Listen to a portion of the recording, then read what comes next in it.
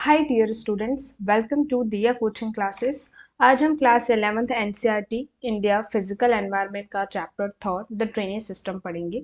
आज के लेक्चर के अंदर हम टॉपिक कवर करेंगे द ब्रह्मपुत्र रिवर सिस्टम, जो कि इंडिया का मोस्ट इम्पॉर्टेंट ड्रेनेज सिस्टम है। इससे पहले लेक्चर के अंदर हमने दो इम्पॉर्टेंट ड्रेनेज सिस्टम के बारे में पढ़ा था, जो कि इंडस रिवर सिस्टम और गंगा रिवर सिस्टम के बारे में। अगर आपने वो लेक्चर नहीं देखा है तो प्लीज़ देखिए।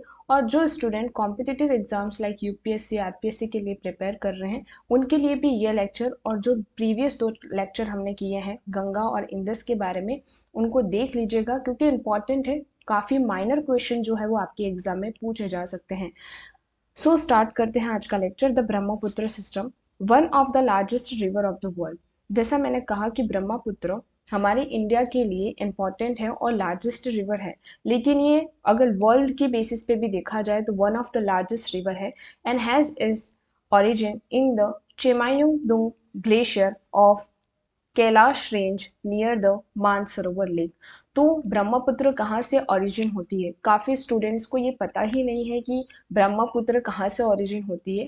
तो एक ग्लेशियर है, जैसे कि हम यमुना यमुनोत्री ग्लेशियर से ओरिजिन होती है, गंगा गंगोत्री ग्लेशियर से ओरिजिन होती है, उसी तरह से ब्रह्मपुत्र जो है चेमायुंगदुंग ग्लेशियर से ओरिजिन होती है, जो कि कहाँ सिचुएटेड है? कैलाश रेंज जो है हमारे मानसरोवर वहाँ पर। तो हम यहाँ पर इसको मांग लेते हैं कि ये यहाँ पर चेम मायुंगडुंग ग्लेशियर है, जहाँ से ब्रह्मपुत्र जो है वो ओरिजिन होती है। जैसे मैं आपको ये पढ़ा रही हूँ, आपको यहाँ स्ट्रक्चर पे ध्यान देना है, तभी आपको बहुत अच्छे से समझ में आएगा।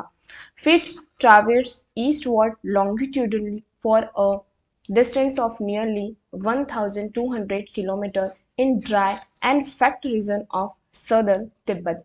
तो अगर बात करें हम तिब्बत के अंदर, क्योंकि हमारी दोनों रिवर, चाहे इंदस रिवर हो या फिर हमारी गंगा रिवर हो या हमारी ब्रह्मपुत्र रिवर हो, तीनों ही रिवर जो है तिब्बत के अंदर से ही ओरिजिन होती है।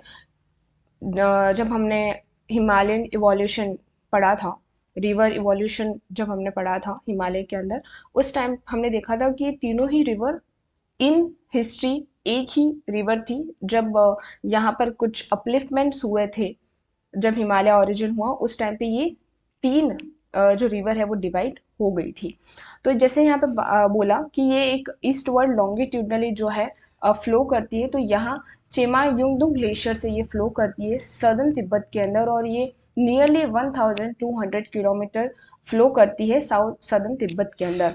Tibet is also known as Tsangpo which mean purifier. मतलब इसका है कि जो ब्रह्मपुत्र रिवर है हमारे इंडिया के अंदर हम उसे ब्रह्मपुत्र बोलते हैं, लेकिन तिब्बत के अंदर उसका एक अलग नाम है सांगपो रिवर, जिसका मतलब होता है प्यूरिफायर। काफ़ी ज़्यादा इस तरह से क्वेश्चन जो है कॉम्पिटिटिव एग्जाम के अंदर पूछे जाते हैं कि ब्रह्मपुत्र का दूसरा नाम क्या है, या फिर तिब्बत के अंदर ब्रह्मपुत्र को क्या कहते हैं, या ये भी आ सकता है कि सांगपो का मतलब क्या होता है, तो प्यूरिफायर। तो आपको इस तरह के क्वेश्चन पता होने चाहिए। Okay. Rangu Tsangpo is a right tributary of Tibet. Tibet के अंदर एक रिवर है जो कि इसकी राइट ट्रिब्यूटरी है, जिसका नाम है रांगू सांगपो रिवर। ठीक है, कुछ प्रोनाउंसिएशन बहुत टिपिकल है, लेकिन आपको याद रखना होगा, और स्पेलिंग मिस्टेक बिल्कुल मत करिएगा, क्योंकि थोड़ी सी स्पेलिंग याद करना ज़रूरी है इस तरह के नेम के अंदर, क्योंकि टी साइलेंट है और सांगपो यहाँ पे है, तो टी का ध्यान रखना ज़रूरी है। It emerged as a turbulent and a dynamic river after carving out a deep gorge in a central Himalayas near नामचा Burma. नामचा Burma, जब हमने हिमालयस हम पढ़ रहे थे, नॉर्दर्न ईस्टर्न हिमालयस, तो आपको मैंने बताया था कि नामचा बर्मा कहाँ है। जो हमारे हिमालयस हैं, यहाँ से जब हिमालयस आते हैं तो यहाँ अरुणाचल प्रदेश के अंदर नामचा बर्मा करके हिल है, वहाँ से वो यू टर्न लेते हैं। ठीक है ना, वो यू टर्न कर लेते हैं और साउथवर्ड मूवमेंट करते हैं। तो जैसे कि यहाँ से ये हिमालय इस तरह से आ रहे हैं, तो नामचा बरवा से ये इस तरह से यू टर्न लेते हैं और हिल्स जो हैं वो इस तरह से की हो जाती हैं। ठीक है, मतलब साउथ की तरफ ये फिर से मूव करती हैं। तो ये जो नामचा बर्मा है एक प्लेस है जहाँ से ब्रह्मपुत्र भी एंटर करती है, और दूसरा हमारे हिमालय जो है वो साउथवर्ड मूवमेंट भी करते हैं। ठीक है, तो यहाँ पर है जो हमारा ईस्टर्न मोस्ट पार्ट है इंडिया का, वहाँ पर नामचा बर्मा हिल्स जो है सिचुएटेड है। और वहीं पे एक डीप जॉर्ज ये क्रिएट करती है और हमारी इंडिया के अंदर क्या करती है, एंटर करती है। The river emerge foothills under name of Siang and Dihang. तो यहाँ पर कुछ इसकी ट्रिब्यूटरीज हैं, जैसे कि ये जो ट्रिब्यूटरी है वो है हमारी दिहांग। देखिए ये जो ट्रिब्यूटरी है वो दिहांग ट्रिब्यूटरी है और ये ट्रिब्यूटरी है हमारी सियांग। तो ये इसकी इंपॉर्टेंट ट्रिब्यूटरी है जो कि फुट हिल से इमर्ज होती हैं और इसलिए उनका नाम भी दिहांग और सिहांग ही रखा गया है। It enter India west of Sadiya town in the Arunachal Pradesh. देखिए नामचा बर्मा में एक जॉर्ज कट करके ये इंडिया के अंदर एंटर तो करती है, लेकिन प्रॉपर टाउन कौन सा है, कहाँ से ये एंटर करती है, तो अरुणाचल प्रदेश का एक टाउन है सदिया टाउन करके, वहां से ये क्या करती है, इंडिया के अंदर एंटर करती है। ये बहुत ही इंपॉर्टेंट क्वेश्चन है कॉम्पिटिटिव एग्जाम को लेकर, क्योंकि इस तरह के ही कि क्वेश्चन जो कि हम नहीं याद रखते, इतना क्वेश्चन कहाँ याद रखेंगे इस तरीके से, लेकिन इस तरीके की जो छोटी छोटी माइनर चीज़ें होती है उसको आपको याद करना ज़रूरी है। और जो क्लास 11th के स्टूडेंट्स हैं उनके लिए ये ऑप्शन वाले में क्वेश्चन आ सकते हैं आपके एग्जाम में, तो ये छोटी क्वेश्चंस आप याद रखिएगा।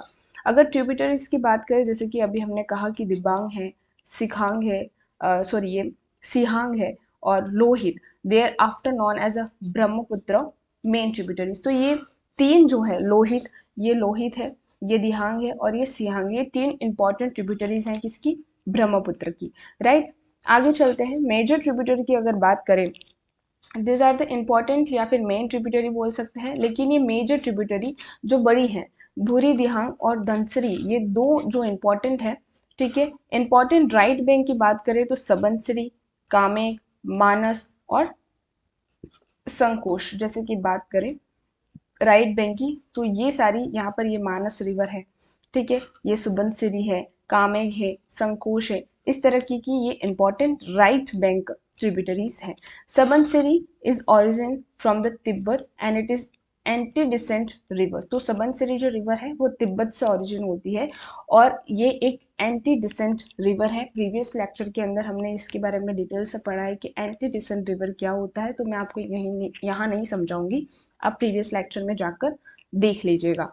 Brahmaputra enter in the Bangladesh near Dhubri and flow southward. ये एक और इम्पोर्टेंट क्वेश्चन आपका आया कि ब्रह्मपुत्र रिवर जो है बांग्लादेश में कहाँ एंटर करती है, तो दुबरी एक प्लेस है, वहां से ये ब्रह्मपुत्र जो है बांग्लादेश के अंदर एंटर करती है। यहाँ पर आप मान लीजिए कि यहाँ पर दुबरी है और वहां से ये क्या करती है, एंटर करती है और साउथवर्ड मूवमेंट करती है।